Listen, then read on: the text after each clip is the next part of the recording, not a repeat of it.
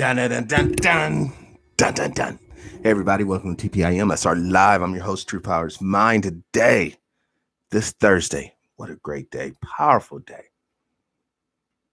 March 12th, 2020, the year of our Lord. Just got off the phone with a confidential informant, had a great conversation, actually. And I kind of want to start off the show, the tempo for today, with this thought. We all know about Mike Bloomberg and $500 million. Brother Kenneth, welcome to the show. Peace and power. $500 million campaign bid disaster. All right. Weird. Peace and power. Welcome to the show. Glad you made it. $500 million this man spent. Brother Marty. Yes. Peace and power. Welcome to the show. Just think, friends. Let's just do the math. Basic math. There's 350 million Americans, U.S. citizens. What would have been the outcome if Bloomberg would have saved himself basically $140 million and came out with a press conference? I'm Bloomberg.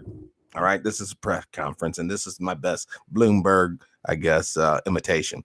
My fellow Americans, I'm going to give you all $1 million because I care. I care about our country, and I love you Americans. I'm not gonna lobby. I'm not gonna campaign, except for that check that's going to show up for $1 million. Each and every one of you legal U.S. citizens. He has to use that term to get the right crowd. Legal U.S. citizens. What do you think would have happened? Other than the fact he would have saved himself $140-something million, because there has to be some money given to people who actually process the order to send all that out. Knowledge, welcome to the show. Peace and power. The confidential informant said they would have murdered him. They would have killed him. Almost have to concur with that. But for some odd reason, they did not kill him. He would have crushed this election cycle. He would have brought down. Woods, welcome to the show. Peace and power. American Aboriginal, welcome to the show. Peace and power. He would have brought down the whole establishment. He would have been Samson pulling down the temple on top of himself. It would have been a spectacle, no doubt. Tim, welcome to the show. But no, instead, he opted to pay $500 million and get no results. Every one of you who's hearing my voice right now could have received $1 million from Bloomberg. Cut out the middleman, cut out all the lobbyists, cut out all the think tanks, cut out all the, rank and file, because someone got wealthy. And I wanted to illustrate that to you all just to show you just how debased money is. Me and the confidential informant was talking about the philosophical meaning of money, and he suggested that money is meaningless. It really is. It's just meaningless. It's just a piece of paper or a chunk of metal. But I had to say, it's not meaningless. It's meaningless on that level, but it's not meaningless because the road that you're traveling down right now was brought into this world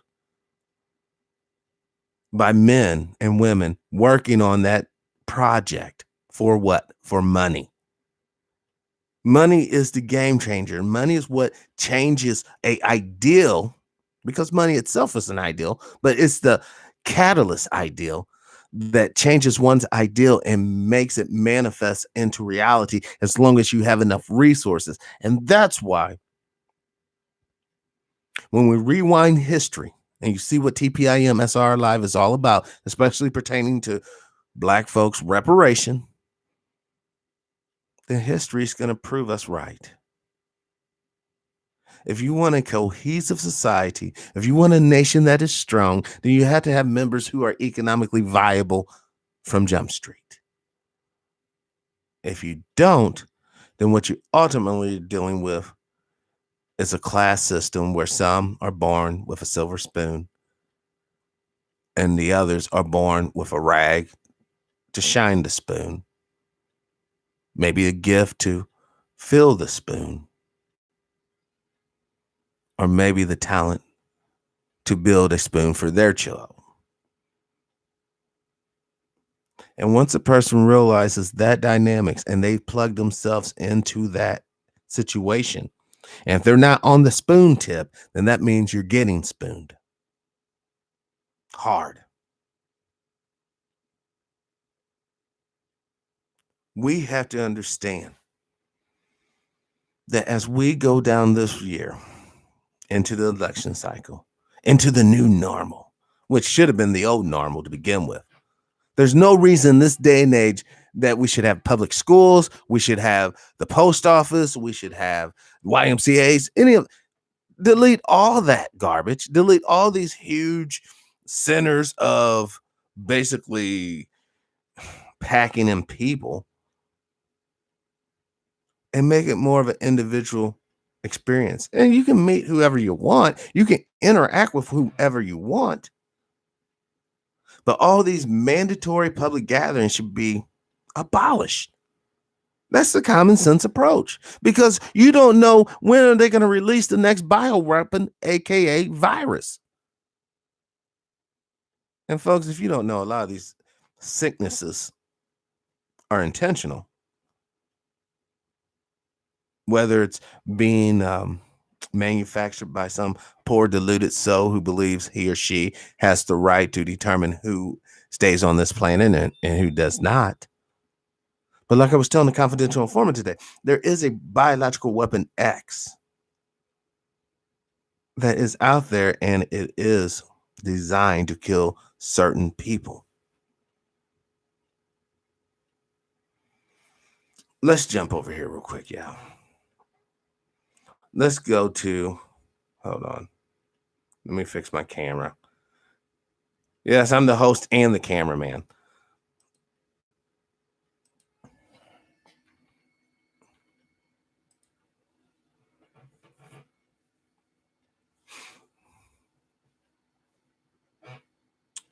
Brazilian positive for coronavirus days after posting with President Trump and Pence. Okay, hold on. That's what this says. This dude.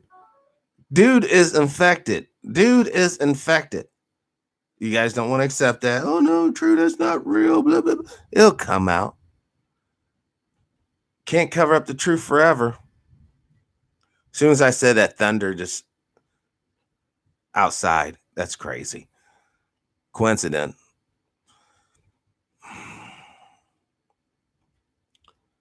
Listen, yeah. This coronavirus, it would appear to be almost a weapon purposefully targeting the elderly, getting these baby boomers up out of here for a couple of reasons. One, it'll be the quicker to get their resources out of their hands and into the hands of their descendants and beneficiaries that will immediately spend up their lifetime of wealth gathering or wealth hoarding activities. The money, more stocks plunged. CDC only tested 77 this week. All right. So you won't get a check for $1 million from Bloomberg, because he'll rather spend $500 million on BS that won't manifest any tangible results. But you more than likely will get coronavirus, because you're going to open a door, you're going to mail a letter, you're going to go to your public schools or university or whatever public activity you're into. You're going to go to your favorite restaurant. You're going to go down there to the fast food joint. You're going to go and pump your gasoline. And when you do these activities, you're going to maybe touch your nose, maybe touch your mouth, maybe touch your eyes, maybe touch your ears. The game's already done, y'all. Now, the super rich, once again, it's been suggested they already have some sort of treatment or vaccine for this. No, what they do have are bunkers. What they do have is the capacity to isolate themselves from the rest of society for a long period of time and still be economically viable. The waitresses, the blue collar workers, the plumbers, the construction guys who goes down there to the little quick trip and get their little sandwich at the gas station. You guys are all at risk. The little CNA, nurse's aide, nurse practitioner, you guys are all at risk. The doctors, not so much. They're in their office chilling, maybe telecommuting. And you know who's at the real front line of this? And none of you guys give a fucking rat's ass. It's the janitors and the housekeepers. You guys, you brothers and sisters out there, my heart bleeds for you. You're always on the front line of any new weird freaky things coming out because you're dealing with the aftermath of the party. You're dealing with live. Welcome to the show, Shay. Peace and power. Nathan, Kathy, David, reasonable dudes even in the house. Peace and power. Welcome to the show.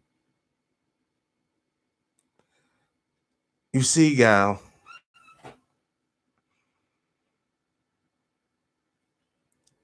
this day has been coming for a long, long time. The storm clouds have been gathering.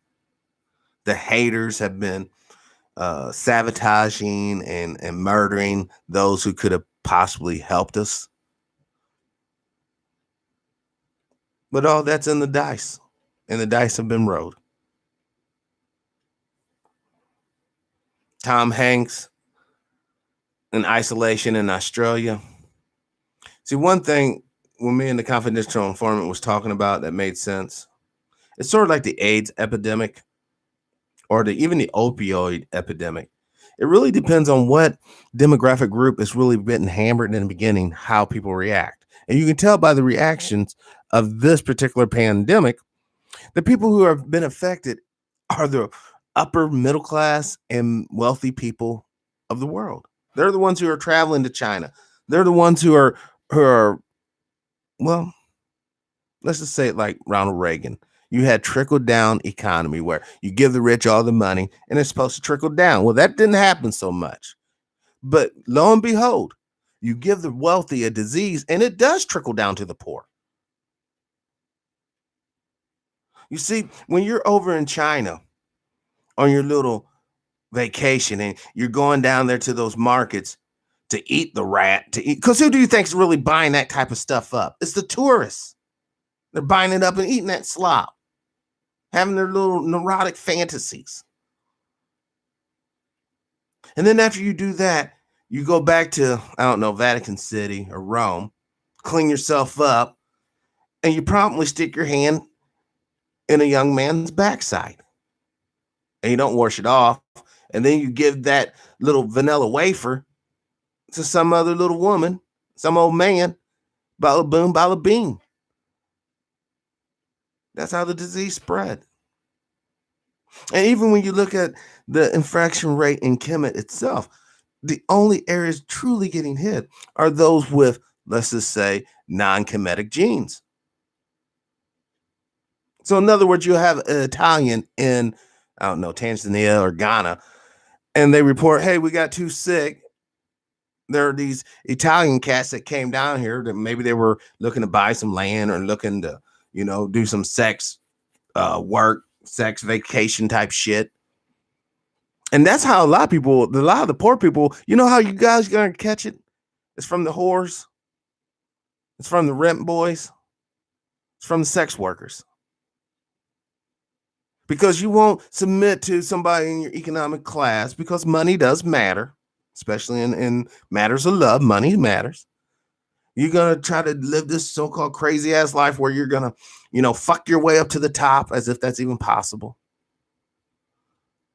And you're going to get infected. And then when you go back to your little shanty or you go back to your little modest home or you go back to your little community, all those nasty germs you done picked up are going back with you. You see, When you study communities like the Amish, communities like the Mormons, communities like the true Muslims, or the true Jews or the true Christians who actually follows the doctrines, not the fakers, the actual true ones. The reason why they're immune to so much of the madness out there in the world, for one, they protect who comes around them so they don't get all that psychological bullshit in their head. Two, they physically don't let outsiders in the inner circle so they don't get all the biological bullshit that comes with just let anybody come around. But people ain't trying to hear none of that because people are still caught up in this Hallmark bullshit moment. Now these people are sitting up here kissing in this crowded ass shit. They take the, for some reason, they felt it necessary to wear masks all the way up until this point because we live in a world that is straight up ran on make believe. From the dollars in your pockets to the 401k credits in your account, it's all make believe. But there are some very real consequences.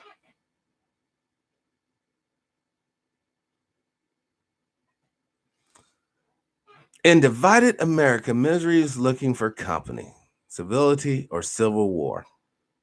Please. There's not going to be a civil war in America. And if there was a civil war in America, I think we all know who would win. Not being ignorant. Now, check this out. Now, while all you pretender to the thrones out there always talking all this crazy shit, Asian Americans buying guns at a fast rate. See, these Asian people understand. They understand what happens when you fall out of favor. See, that's why they'll play the race bullshit. Get out of my store. You stealing. This came out 6 days ago. Fearful of a corona backlash, some Asian Americans, first-time gun owners. Let's just check this out. Because don't forget, brothers and sisters, to you melanated folks, the ones that are identified as Negro, niggas, nigger, black, whatever you want to call us, they will never suggest that you get a gun because there could be some sort of, stock volatility. And once the market goes, then guess what? The civility of the society goes. Talk to the Katrina victims on that. How many people got gunned down by shotguns trying to get to the evac center? I'm sick. I'm trying to get to Corona house. And you're just getting gadded up. Get away from us. Get away from us. And here's another funny tip. How do you quarantine a homeless person?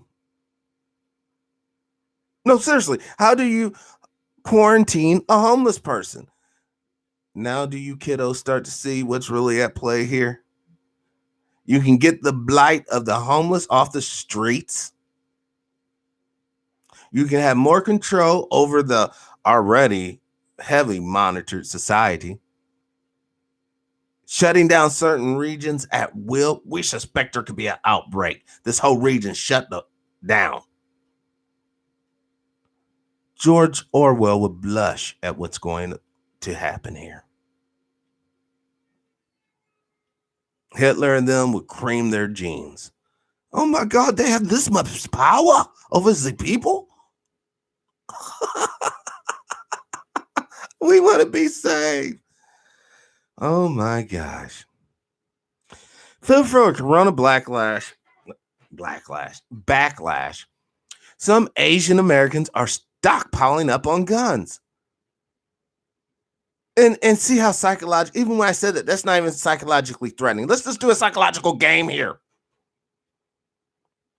Fearful of white supremacy backlash, some African Americans are stocking up on guns. Do you see how scary that is? Oh my God, black people with guns? Oh, no, we can't have that. Asian American with guns? Oh, they'll probably just, never use them. White Americans with guns? Well, that's just typical. How about just Americans with guns? Want to talk about unity? Well, how about let's stop the hyphenations? Because then what is an American? If the Asian goes back to Asia, will he be an Asian American Asian?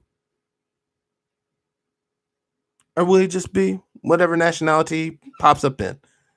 If he's in Taiwan, he's Taiwanese. If he's in Vietnam, Vietnamese, Korea, Korean, China, Chinese. You got to understand the people who are putting these papers together and who are using this type of language, they're doing it for a reason. It's to ensure that you will never unify all the way until the bitter end, even when it's in your collective interest to be unified as human beings on one accord and one common purpose. No, can't have that. Won't have that. And we'll put so much money and goons and marketing into the division, you will never see it manifest until one billionaire pops up with enough balls and guts to say, no, I'm going to crush the Simpsons. I will be that Samson. I will be the Samson to bring down the Babylon of the United States. And that billionaire calls a press conference. Hopefully it'll be with glass and everything, so he won't be shot. And before anybody can do anything, because like I did with Thomas Althouse, once you get the word out, things manifest.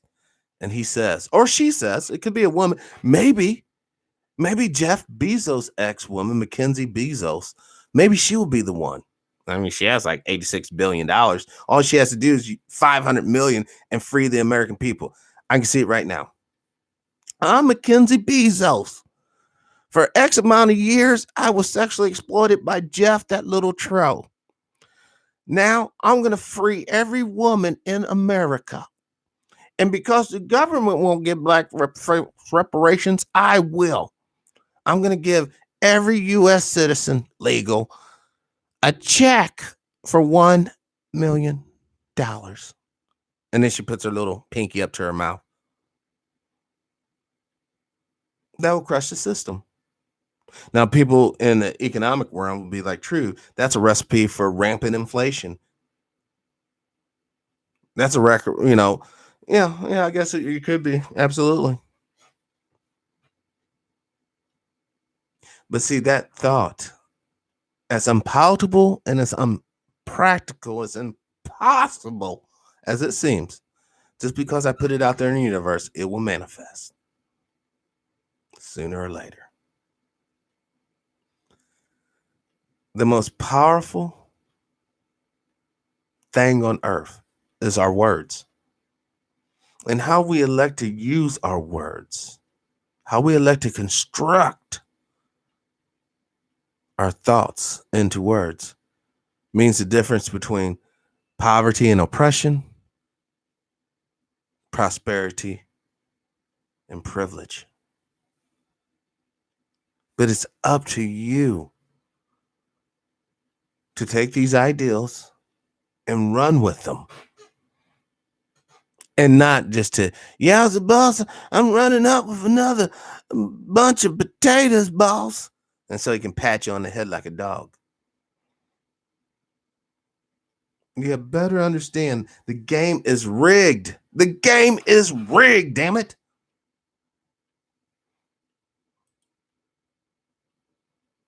Check this out. Drew Carey says there will never be another perfect showcase.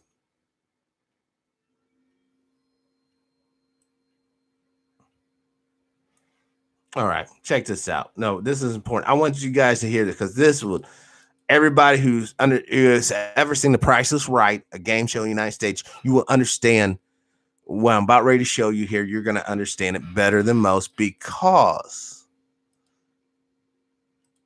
the whole thing with The Price is Right was back in the old days, even though Bob Barker was basically a sex freak, he was still rooting for the contestant. That was the whole gag. Hold on. Some sort of ad. We're not going to listen to the ad, yeah. But I want you to hear this in Drew Carey's word, not mine or Drew Barry, whoever the fuck he is. And no, I don't want that. I want that right there. Okay. Hold on.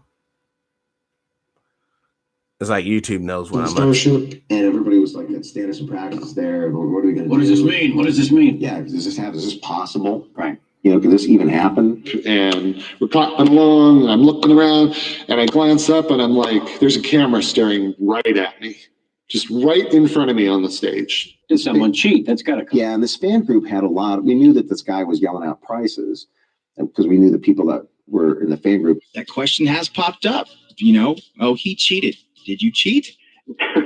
I don't know how you could cheat. First off, I have a little bit of a hearing problem. Okay. So if people were yelling prices, I couldn't hear it very well. Well, they obviously know it came from me. You know, we'll see how this plays out. Let's give the guy his prize right now. We'll investigate it. So when we come back on the air and you're not thrilled for the guy, which is all Well, the fucking press. I think I'm fucked. Right. You're out of a job. I think I'm out of a job. You think they're shutting down the show? I think they're shutting down the show. That's Drew Carey. See, Bob Barker used to be for the contestant. When you won, Bob was happy. Drew Carey just said, you know, dude won. He's only thinking about himself. He's being honest. If liberation wins, the rich people are fucked. And they know it. Guess what? Liberation happens for humanity. Where's your sex workers? What's the motivation for this chick to get out of bed and go and do these strange things to this dude that she doesn't know? What's the motivation there again? Don't forget, now she's economically viable. She doesn't have to trade her body for a slice of bread. The game is rigged. So much for luck. Because later on in this interview, Drew Carey will say there will never be another perfect showcase amount ever. So then what's the purpose? The purpose of the show is to make the people who put the show together money. Period. And the price is right for the United States right now. It is.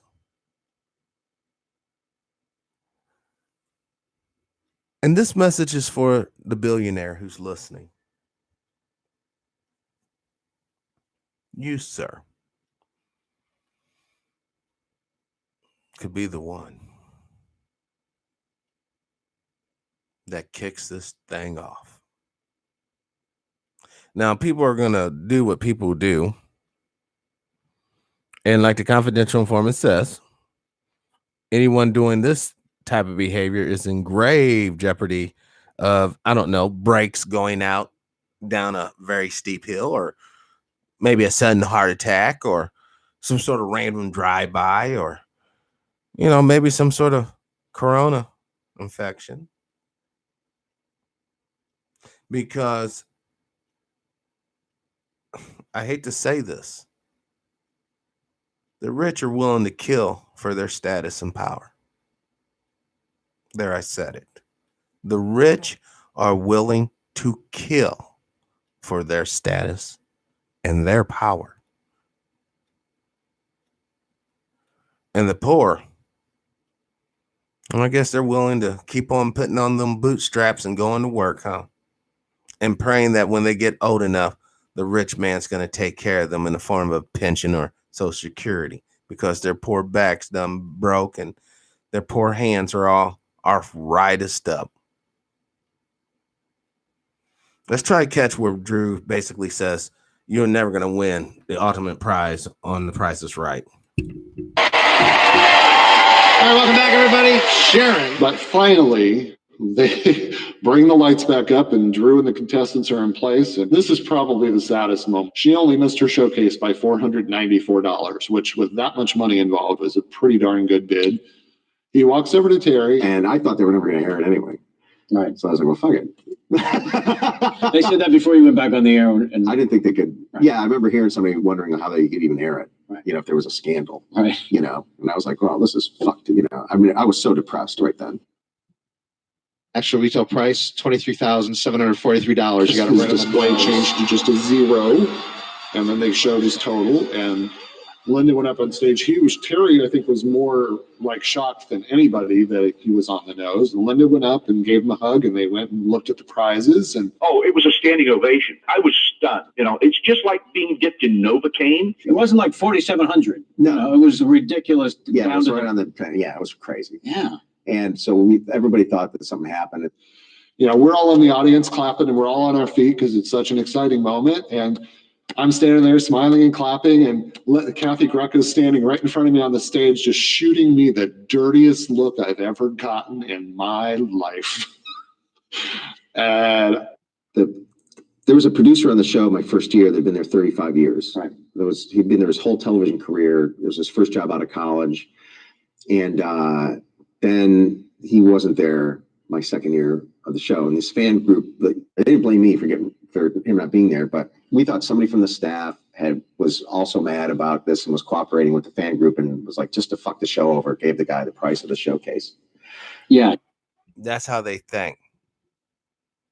They think because he did that dude dirty. He basically fired the dude that was there from the start. And he thinks the dude and probably really did go down like that. You didn't have to be Oliver Stone to see a conspiracy theory going down. Yeah. Show goes off the air, and Linda comes back down. And next thing you know, Kathy's at the front of the stage, and she's like, Linda. And she turns back around and she motions her back up on stage. And I thought, oh, here we go. Now they're going to call us all up there and find out what happened and ask us questions. And like, they were always getting a lot of inside information about the show, and we never knew how they were getting their information about things we were planning or things we were doing. They just had a lot of contacts, you know, in the show. well, what happened was, I guess she had wanted Drew to autograph her shirt, and so they were going to have that done. And here's the point. Drew Carey, this dude talking, they don't give a damn about your reparations. They don't. Because you get reparations, and guess what? They're fucked. They got to compete against you. Oh, God, can't do that. This whole damn country's suffering from nepotism from the top to the bottom. Oh, I'm the son of so-and-so. Oh, come on in here. That's why every great civilization that follows this trajectory always burns and crashes. It's not enough just to come out of the right vagina. It's not enough just to have the correct sperm to start off with. It's about what are you really bringing to the game? What are you really capable of achieving without the spoon, without the head start? And humans being humans, and in this sense, hopefully honest, it ain't much. That's why you're going to keep the system the way it is. That's why I like on Matrix. Neo, a lot of the agents are the people. They will fight you. They will murder you to ensure that their situation remains. Until we change that mindset, until we get them out of this hatred, out of this wickedness, out of this me, oh my God, me, then only one thing could happen. Either we unite and destroy them, or they stay united and destroy us. There's no reconciliation. There's no hope for everyone going into the future, only one group or the other. However you want to slice the groups up, gay, straight, transgender, black, white, bisexual, it doesn't matter. It'll just pit human against human, blood against blood, bone against bone, flesh against flesh.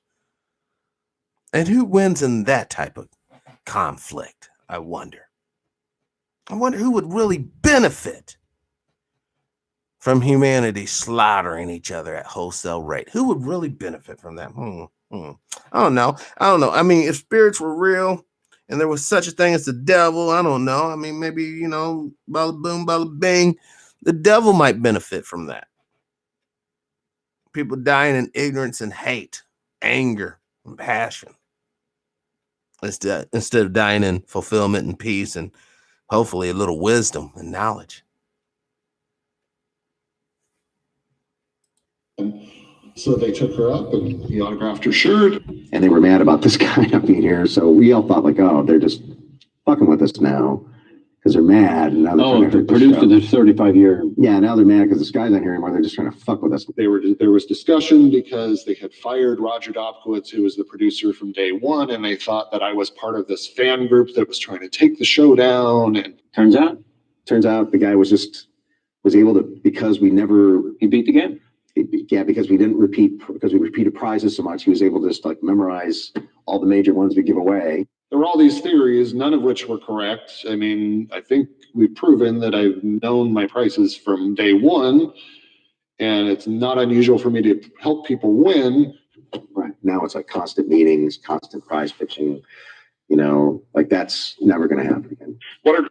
Boom. Finally, after all that bullshit, Drew Carey said that will never happen. Now, where's the luck at in that, Drew? Bob Barker was for the people, even though Bob Barker was a Me Too monster.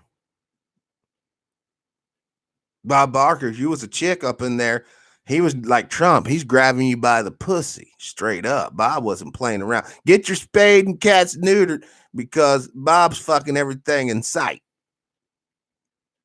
That's Bob Barker. But he made the contestants feel good. Drew Carrymore or whoever, he seems more, and I'm not being ignorant here. I'm just being this observation. I don't know if he's married or whatever, or if he is married, I don't know if he's married to a chick, but he seems more about himself and less about the people. And he just said that, that will never fucking happen again. So you're never going to see another double showcase winner ever. Fuck luck be damned. They're going to fix the prices to ensure that shit never happens. That's the United States of America. That's the United States of fuck that. Fuck this reconstruction bullshit. We're going to fix this motherfucker to where this shit never happens again.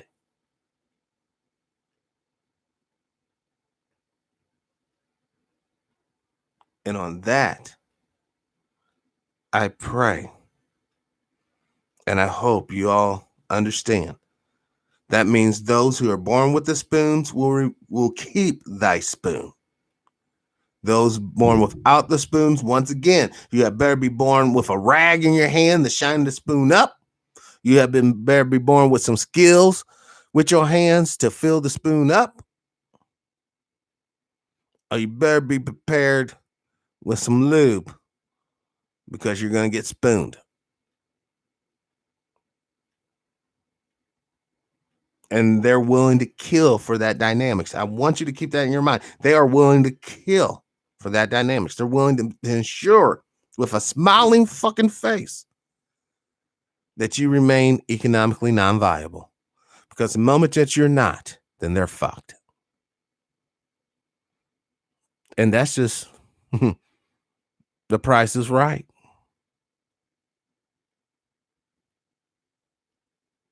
The price for this country.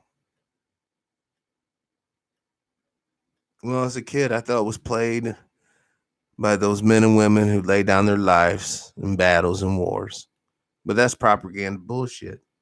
The price of this country is set by the Federal Reserve, which is a global entity. It's not really separate, but we're an independent bank. We're the servicing. No, they're part of the evil family of bankers. And I say evil because making a couple of churches in war-torn shithole regions that you purposefully finances to people who turns this region into a fucking shithole doesn't make you a saint.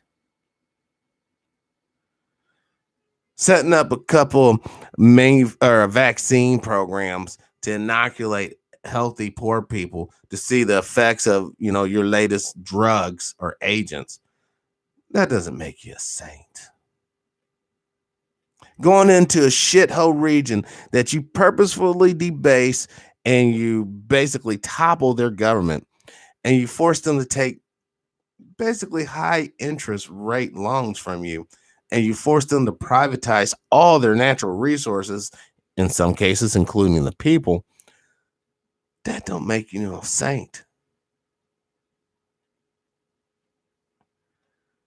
The banks are master of propaganda and manipulation because the very product that they peddle is an ideal. You want to talk about snake salesmen? Then let's talk banking. And on that, this will conclude TPIM SR Live. I hope that I've given you some things to think about today, perhaps even research for yourself. And if any of what I've said, in my opinion, which hopefully I'm entitled to do,